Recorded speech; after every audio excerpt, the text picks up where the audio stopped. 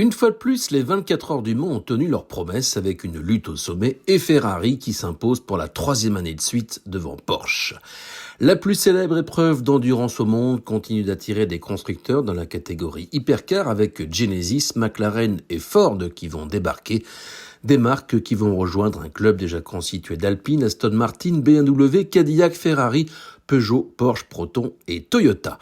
En plus d'être un champ de bataille pour voir s'affronter les plus grandes marques, le circuit du Mans devient également un véritable salon de l'auto bis.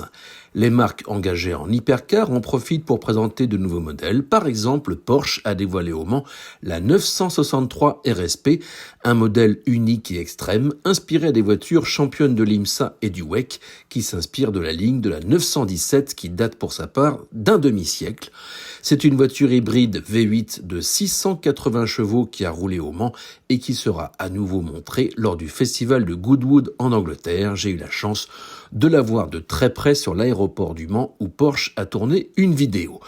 Pour sa part, Peugeot a officialisé le retour de la griffe GTI. Ce blason iconique va faire son retour sur la 208 électrique dans une version de 280 chevaux, à l'allure et aux performances nettement plus sportives. On a pu la voir au village des 24 heures et même sur piste le samedi, précédée par la 205 GTI d'origine. Cette rivale de l'Alpine A290 sera commercialisée en 2026.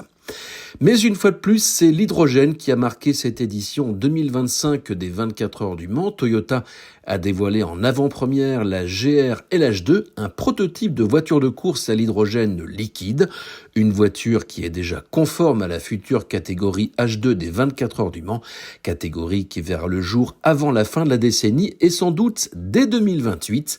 La FIA s'est déclarée prête à collaborer avec l'ACO pour écrire le règlement. Précisons au passage que Toyota va aussi collaborer en tant que partenaire avec Mission H24, le programme qui vise justement à préparer l'arrivée de l'hydrogène au Mans avec la voiture de course H24 Evo.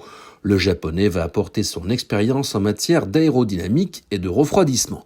Et puis il s'est passé aussi quelque chose cette semaine au Mans. À 2 reprises, l'Alpine Alpenglow a amélioré le record de vitesse d'une voiture à hydrogène sur ce mythique circuit.